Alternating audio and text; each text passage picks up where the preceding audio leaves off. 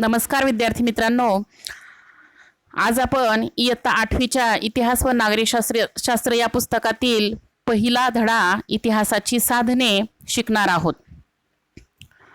चला तर मग सुरू करूया। धडा पहिला इतिहासाची साधने, पान नंबर 1। विद्यार्थी मित्रांनो, इयत्ता 5वी आणि इयत्ता 6वी मध्ये इतिहास शिकताना आपण प्राचीन भारताच्या इतिहासाचा अभ्यास केला। तर इयत्ता 7वी मध्ये आपण मध्ययुगीन भारताच्या इतिहासाचा अभ्यास केला। यावर्षी 8वी मध्ये आपण आधुनिक भारताच्या इतिहासाचा अभ्यास करणार आहोत। प्राचीन व मध्ययुगीन भारताच्या इतिहासाचा अभ्यास आपण 5वी आणि 6वीच्या इयत्तांमध्ये केलेलाच आहे। यावर्षी आपल्याला आधुनिक भारताच्या इतिहासाच्या साधनांचा अभ्यास या पाठामार्फत करायचा आहे। चला तर सुरू करूया। इतिहासाच्या साधनांमध्ये प्रमुख 3 साधने येतात। पहिले आहे भौतिक साधन, दुसरे आहे लिखित साधन आणि तिसरे आहे मौखिक साधन। त्याचबरोबर काही आधुनिक तंत्रज्ञानावर आधारित साधनांचा अभ्यास सुद्धा आपण करणार आहोत। तर आधुनिक तंत्रज्ञानावर आधारित दृक श्राव्य आणि दृक श्राव्य साधनांचा अभ्यास सुद्धा आपल्याला या पाठामार्फत करायचा आहे। भौतिक साधनांमध्ये इतिहासाच्या भौतिक साधनांमध्ये वस्तू, वास्तू, नाणी, पुतळे आणि पदके इत्यादी साधनांचा समावेश करता येईल।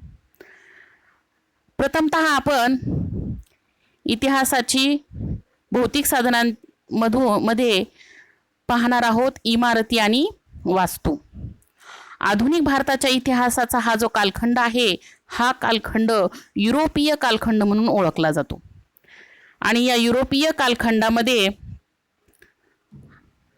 गणला जाणारा हा कालखंड विशेषतः ब्रिटिश सत्ताधीश आणि संस्थानिकांचा काळ मानला जात असतो। या काळामध्ये ब्रिटिश सत्ता आणि संस्थानिकांचा राज्यकारभार चालत असायचा। मग या काळात विविध कामकाजासाठी ह्या ब्रिटिश सत्ताधीशांनी आणि संस्थानिकांनी या काळात विविध इमारती बांधल्या, पूल बांधले, रस्ते बांधले, पाणपोया तयार केल्या, कारंजे बांधले। मग या सगळ्यांचा समावेश इतिहासाच्या भौतिक साधनांमध्ये केला जात असतो। त्यांच्या प्रशासकीय कामकाजासाठी त्यांनी कचेऱ्या बांधल्या, काही अधिकाऱ्यांची तसेच नेत्यांची, क्रांतिकारकांची निवासस्थाने त्यांनी तयार केली, संस्थानिकांचे राजवाडे, किल्ले तसेच तुरुंग यासारख्या साधनांचा सुद्धा इतिहासाच्या इमारतींचा ह्या इमारतींचा समावेश इतिहासाच्या भौतिक साधनांमध्ये होत असतो। या वास्तूंपैकी आजही आपल्याला काही वास्तू सुस्थितीत पाहायला मिळतात। काही वास्तू ह्या राष्ट्रीय स्मारके म्हणून सुद्धा घोषित केलेल्या आहेत। याचंच उदाहरण द्यायचं झालं तर अंदमान निकोबार येथील सेल्युलर जेल। काही इमारतींमध्ये संग्रहालये सुद्धा आहेत। या वास्तूंना भेटी दिल्यानंतर आपल्याला त्या काळातला इतिहास कळतो। या वास्तूंमुळे आपल्याला त्या काळातील इतिहास, स्थापत्यशास्त्राचा, त्यानंतर वास्तुशास्त्रांचा, त्याच्या स्वरूपाचा अंदाज बांधता येतो आणि त्यावेळची आर्थिक संपन्नता सुद्धा लक्षात येते। जसं की अंदमान येथील सेल्युलर जेलला भेट दिल्यानंतर आपल्याला स्वातंत्र्यवीर सावरकर यांच्या क्रांतिकार्याविषयी माहिती मिळते, त्यांच्या क्रांतिकारक जीवनाविषयी माहिती मिळते। तसेच मुंबईतील मणी भवनला आणि वर्ध्यातील सेवाग्राम आश्रमाला भेट दिल्यानंतर आपल्याला गांधीजींच्या कार्याची, गांधी युगाच्या इतिहासाची माहिती मिळते, बरोबर की नाही? मग ही सगळी इतिहासाची साधने। त्यानंतर आता आपण इतिहासाच्या साधनांमध्ये माहित आहे का तुम्हाला, हा एक महत्त्वाचा मुद्दा पाहणार आहोत। तुम्हाला यासाठी पुस्तकामध्ये एक चित्र दिलेले आहे। हे जे चित्र आहे हे चित्र आहे आगाखाना पॅलेस जे पुण्यामध्ये आहे त्याचं हे चित्र दिलेलं आहे. माहीत आहे का तुम्हाला वास्तू संग्रहालय आणि इतिहास यांचा संबंध या चित्रामार्फत आपण पाहणार आहोत. इतिहासाच्या अभ्यासासाठी वास्तू संग्रहालयामधून विविध वस्तू, चित्र, छायाचित्र यासारख्या गोष्टी जतन करता येत असतात. पुण्यामध्ये हे जे आगाखाना पॅलेस आहे तेथे गांधीजींचे स्मारक वस्तू संग्रहालयात आपल्याला पाहायला मिळते आणि त्या वस्तू संग्रहालयामधून आपल्याला गांधीजींनी वापरलेल्या अनेक वस्तू, त्यांची कागदपत्र पाहायला मिळतात. तर हे आहे ते आगाखाना पॅलेस. ठीक आहे,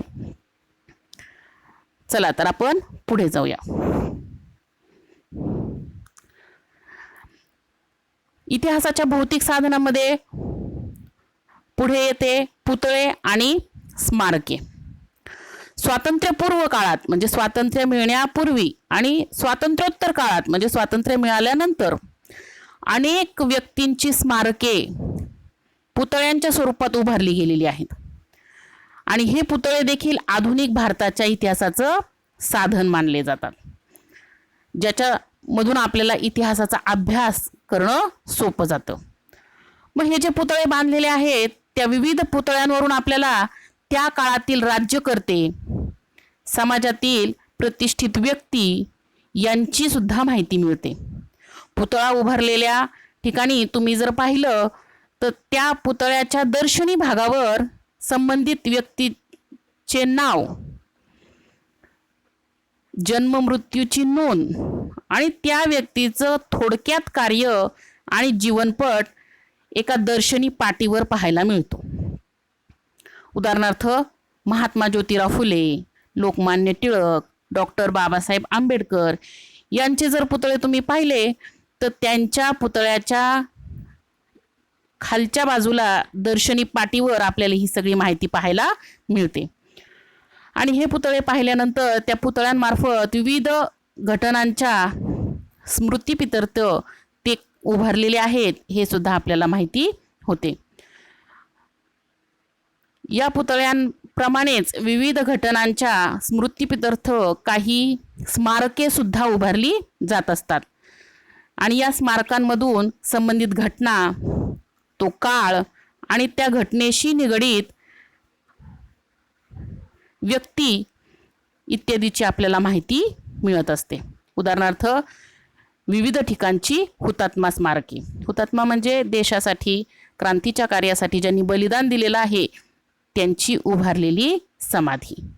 ठीक आहे, आज आपण इतिहासाची भौतिक साधने पाहिली. उद्याच्या तासाला आपण इतिहासाची लिखित साधने पाहू.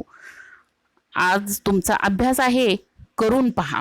आपल्या पुस्तकामध्ये एक चार्ट दिलेला आहे आणि चार्टमध्ये दिलेले हे करून पहा.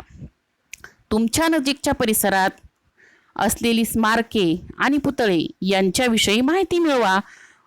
त्यावरून तुम्हाला त्या घटनेची अथवा व्यक्तीची कोणती माहिती मिळते याची नोंद तुमच्या वहीमध्ये करायची आहे. असा हा तुमचा उपक्रमाधिष्ठित स्वाध्याय तुम्ही तुमच्या वहीमध्ये दिनांकासहित व्यवस्थित सुवाच्य अक्षरात लिहून ठेवायचा आहे. आजचा तास आपण इथं थांबवूया. उद्या आपण लिखित साधने पाहण्यासाठी पुन्हा भेटू. धन्यवाद.